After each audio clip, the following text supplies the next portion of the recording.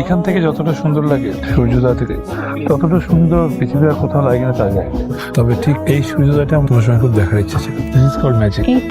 এটা আসলে ম্যাজিক। এত সুন্দর জায়গা, এত সুন্দর আবহাওয়া। Thank you. London, Paris, Barcelona এইগুলো লজিক যদি ছেড়ে দিতে পারো তাহলে তোমাকে আরো কিছু ম্যাজিক্যাল দেখবে। যাও, 2 দিনের জন্য ফেলে দিলাম। First magic, the full, the beautiful. আবার ফুল? কি ব্যাপার, ক্লাসে যাবে না? সবাই তো ক্লাসে। জানি সবাই ক্লাসে, তাই মনে হলো এখন বলে ফেলা যাবে। কালকে ভ্যালেন্টাইন্স ডে, কালকে তোমার প্রপোজাল করবে, কে জানি যদি কাউকে হ্যাঁ বলে দাও তাই রিস্ক নিতে পারলাম মানে আই লাভ ওয়েল, আমাকে ইমপ্রেস করা তো সহজ না। ফুল তো একটা সময় শুকিয়ে যায়। আমাকে ইমপ্রেস করার জন্য একটু চিরস্থায়ী কিছু চিন্তা হবে, মনে কর যেমন হীরার আংটি। তাহলে কনসিডার করে দেখতে পারি। ধরো আপাতত এটা দিয়ে চালাও। ভার্সিটি যখন চাকরি পাবো তখন একটা হীরার আংটি বিশাল। বয়ফ্রেন্ড কনসিডার করে।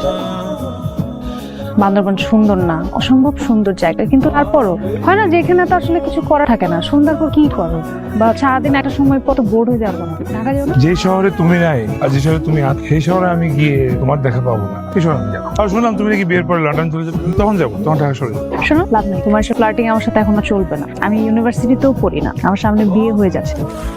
তো একটা জিনিস ভুল, এই বান্দরবনে তোমাদের চেয়ে অনেক বেশি রিক্রিয়েশনাল জায়গা আছে। নাহলে মানুষ ঢাকা শহর থেকে বান্দরবন নিশ্চয় আসতো না রিক্রিয়েশনের জন্য। এখন তো কিছু দেখো নেই, ম্যাজিক তো এখনো বাকি আছে। আমি ম্যাজিকে না, লজিকে বিশ্বাসী। এটা কেমন কথা নিহাল? তুমি এত ভালো রেজাল্ট করে তুমি এখন একটা এনজিওতে জব করবা, চিটাগংয়ে যে মানুষের সেবা করবা, মানুষের উন্নয়ন করবা, এগুলো কি ধরনের ইলজিক্যাল কথাবার্তা তোমার? তাহলে লজিকটা কি?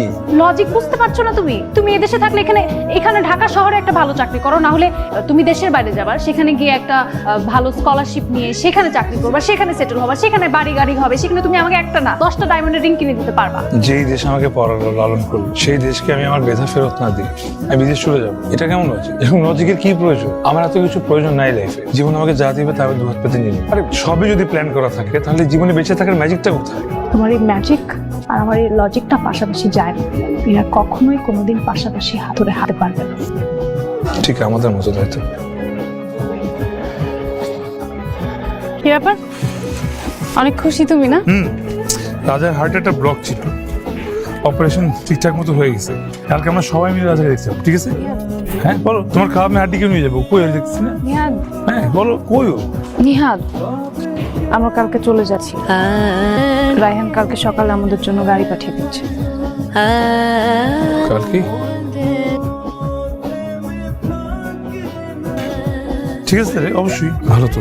আমি আর তোমাদের কাজ করবো, সাবধানে যেও তোমরা। এখন আসো, তোমাদেরকে আমি হোটেলে আগে দিই।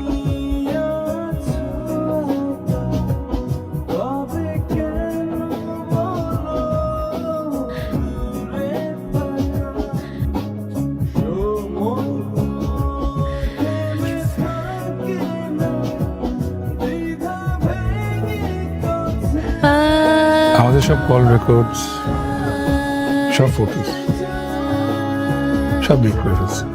সহ্য করে ডিলিট করতে পারবো না। তোমার আমার কাছে লেখা সব পাগলামি, তোমার লেখা সব চিঠি পড়লে এখনো মনে হয় সব সত্যি। এগুলো আমার কাছে রাখা ঠিক হবে না। এগুলোর কথাই বলছিলাম তোমাকে মেসেঞ্জার। এগুলো বলুন তুমি রাখো, রাখতে না চাইলে ফেলে দিও, আমি রাখতে পারছি না। ভালো থাকবে, আসি।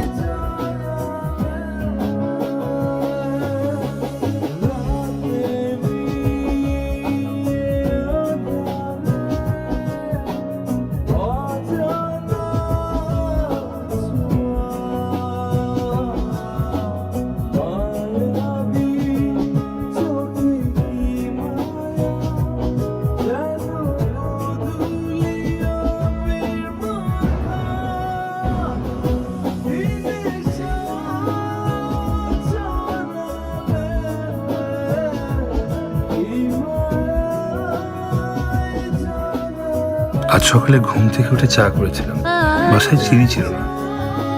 তোমার হাসির কথা মনে পড়ে গেল, বাস ম্যাজিক। আমি কেন জেগে থাকি জানো? যাতে তোমার কথা ভাবতে পারি। আমি কেন ঘুমাই জানো? যাতে তোমার স্বপ্ন দেখতে পারি। আর আর তোমার সাথে কেন থাকতে চাই জানো? যাতে বেঁচে থাকতে পারি। আমি যদি কখনো পাগল হয়ে যাই, তোমাকে পাগলামির মতো ভালোবাসবো।